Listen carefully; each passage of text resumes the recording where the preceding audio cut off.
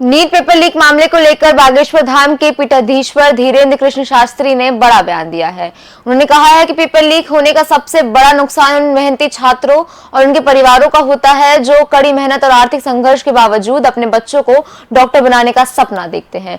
बाबा ने कहा कि कई बच्चे उनसे मिलकर निराशा जाहिर कर चुके हैं। इस दौरान उन्होंने व्यवस्था पर बड़े सवाल उठाते हुए तंज कसते हुए कहा कि चुनाव को तो लीक नहीं होते, काश नेताओं की वोटें लीक हो जाएं। उन्होंने केंद्र सरकार से अपील की कि यदि किसी परीक्षा का पेपर लीक होता है तो उसकी जिम्मेदारी छात्रों पर नहीं बल्कि सिस्टम पर तय होनी चाहिए। बाबा ने सुझाव दिया कि ऐसी स्थिति में अगली परीक्षा की फीस छात्रों से ना ली जाए और उसे माफ किया जाए, क्योंकि गलती विद्यार्थियों की नहीं बल्कि व्यवस्था की होती है।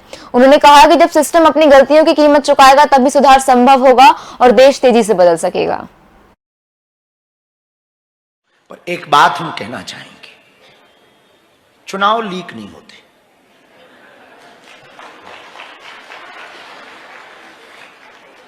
काश नेताओं की वोटें लीक हो जाए।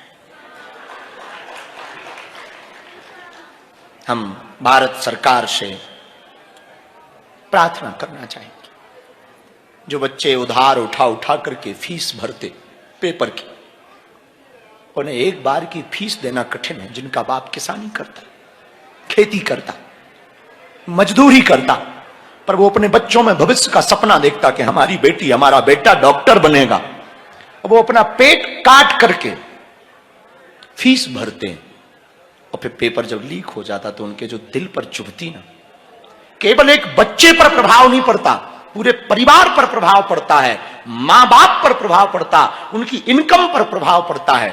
पेपर लीक हो गया तो नियम यह होना चाहिए, गलती विद्यार्थियों की नहीं, गलती सिस्टम की है तो सिस्टम को यह दंड होना चाहिए कि अगली बार की फीस माफ होनी चाहिए।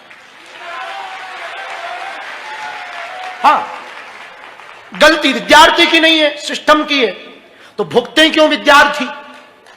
सिस्टम भुगते, जब सिस्टम भुगतेगा तो उन्हें पता भी तो लगेगा कि गलती हुई है।